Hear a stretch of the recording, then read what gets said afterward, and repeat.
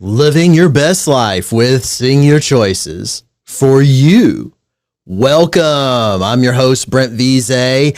As always, we got to get it out of the way. How do you get in touch with me? It starts with simple 936-900-3190. That's the text line and or phone line that you can use.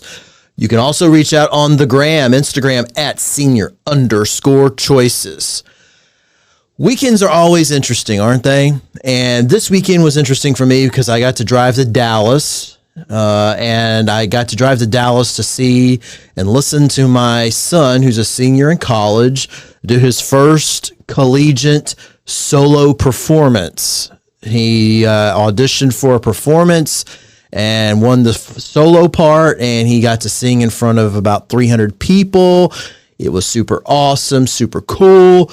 Got to drive back yesterday, and on the drive back, I actually saw on Interstate 45 coming south out of Dallas an Oscar Mayer mobile. Remember those folks?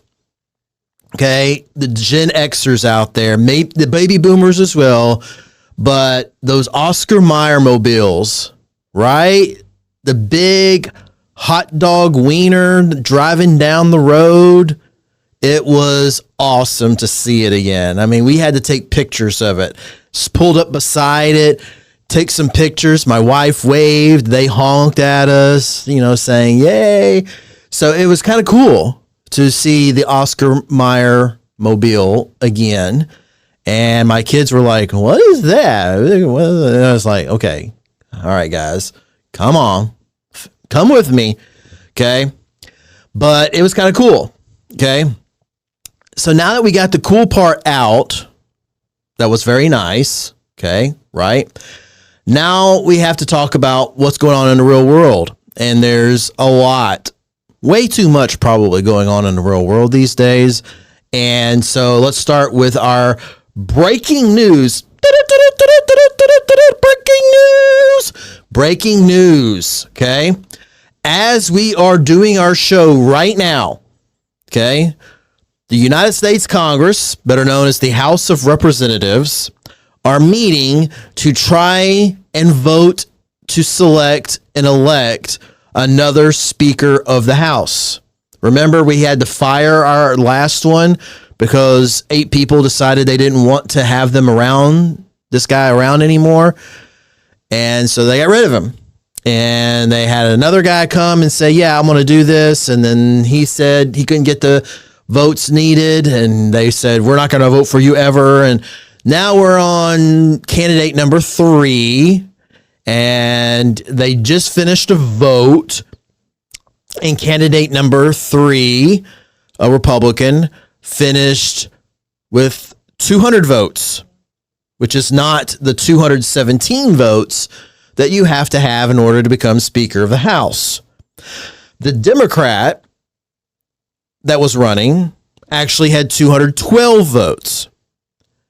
So he was closer to being Speaker, 5 votes away, than the Republican was, because all the Democrats voted for the Democrat. So that makes sense, right?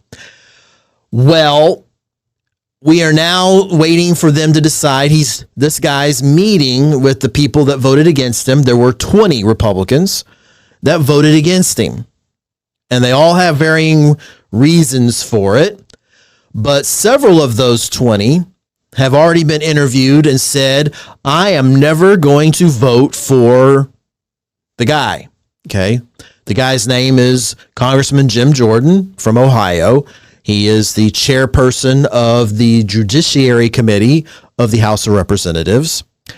And he has a group of people that are definitely saying, no, you are not going to be the Speaker of the House for a variety of reasons. Okay. Long and short of it is the Republicans still can't get their house in order, is the bottom line. And we have a few things going on that we need to be able to take care of. Remember, we have our government shutdown clock ticking again because we have a continuing resolution in place that's given the government money to get it through November 17th. November 17th is the magic day now, folks. That's all that we have until the government runs out of money again. So that's one of the first things that the House is going to have to do when it finds someone to lead it, is to decide how they're going to keep the government open. Okay.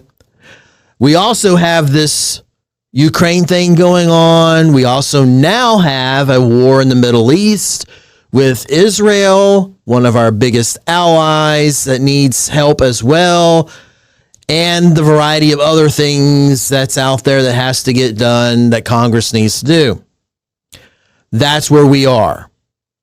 And we can't get any of that done until they decide how they're going to have the House of Representatives be led. Okay? Now, the Senate is now in session, and the Senate is starting to vote on things like these aid packages and deciding how they're going to proceed with that. They're also deciding on their appropriations bills. Okay, remember we had this discussion where we have to have the ability to have each department of government, because we have about 12 of them, okay? And each of those departments has their own bill that gets approved and voted on by Congress and then signed into law by the President of the United States. That's how it's supposed to work, okay? I don't think it's been done I can't remember what the last time was that we actually had appropriation bills for every department in government and they were signed and executed into law by the president. I can't remember that. I'll do some research on it and have that for the next show for sure. But we haven't done it in a very, very long time. And the Republicans were all about getting it done this year. And they were going to do it. Okay? Come hell or high water, they were going to do it. That's what they promised to do when they took over the House of Representatives in January of 2023. Okay? Because they took power after the 2022 election. And then after that, they were supposed to be the ones that's going to make things happen. And the guy that was elected Speaker, Speaker McCarthy, said that that was their primary goal and objective in life, to get these 12 appropriations bills done. And lo and behold, they got one passed through the House. That's it. One of the 12. And it's not because of anything else. It wasn't because of the Democrats. Wasn't because of anything else that was happening other than the Republicans themselves could not agree on what was supposed to be in the bills. It's that simple. That cut and dry. They couldn't agree on how to get this done. And now we're here. Okay? And on top of that, they decided that they needed to fire their first leader and find the next big thing that's going to be the next leader for the conference. That's going to be the end up of the House of Representatives. That's where we are. Okay? So they're doing this now. And after this station break, when we come back, we're going to talk more about what the future may hold on this here on Seeing Your Choices. Stay tuned. Welcome back to Seeing Your Choices. I'm your host, Brent Veasey, and we're talking about the breaking news that's happening while we are recording the show. And that is the House of Representatives is meeting again to try to elect a new speaker for this esteemed institution. And they've already had one vote today on it, and the Republicans had 20 not vote for their candidate. 20 of their own members not vote for this candidate. And a lot of them are coming out and saying that they're never, ever, ever going to vote for this candidate. So he's still trying to talk to them and, talk them into it by trying to offer up probably his children or wife or whoever else, whatever he needs to sell in order to try to be the new leader of the House of Representatives. Because remember, the Speaker of the House is second in line to the presidency. After the vice president, if something were to happen to the president and vice president of the United States, the Speaker of the House would become president of the United States. So this is not just any ordinary position. This is an extremely important position in our government, folks. Extremely important. And it's extremely important now because the House can't function. They can't vote on legislation without somebody leading it. And we've got this government shutdown that has to get resolved. We have aid to Ukraine. We have aid to the Israelis. We've got all of this stuff going on down at the border. There's a lot of things that have to get done. Okay? Now. Not later, now. Okay? So, how is this going to happen? What's going to happen? It's hard to say for sure. But if the House was smart, okay, and the Democrats have been despite whatever you hear being said from the former Speaker of the House, that all this is the Democrats' fault because they voted to get rid of the Speaker. That's their job. They're not supposed to vote for the Speaker of the other party. That's not the point. Okay? They were never supposed. They offered to vote for him. They said, hey, we would vote for you and support you if, you ask for our help. And he never asked. He said no. And they said, okay, well, good luck. And so he had 8 people vote against him and get fired. Now, what's happening is that you are beginning to have some members of both parties starting to talk to each other and starting to talk about, hey, what is it going to look like for us to be able to do things together? I think that deserves another breaking news segment.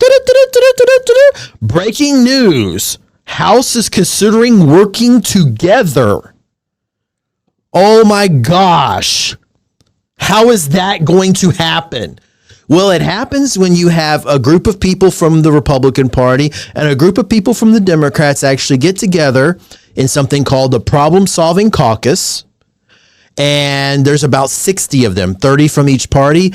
And this group is now talking to each other and saying, hey, what if we propose to do things together? What is that going to look like if we share power? What does that look like? So those conversations are beginning to happen. Okay? Quietly, behind the scenes, but it's beginning to happen. Because the Democrats understand that they got to get things done. And there's a large group in the Republican Party as well that understand they need to get things done. So they're starting to have these conversations. Okay? Now, is it going to come to anything fruition-wise? I don't know. Because already a lot of them are getting pushed back and criticized for being, Democrats in Republican clothing. They're being called turncoats or whatever because they're even having these conversations. But the bottom line here is that unless you go and ahead and support the person that is up there now that a lot of people find unsupportable, okay, because this person isn't really interested in looking for ways to work together with other people just to do things the way they really want to do them regardless, which is how we got into this mess in the first place.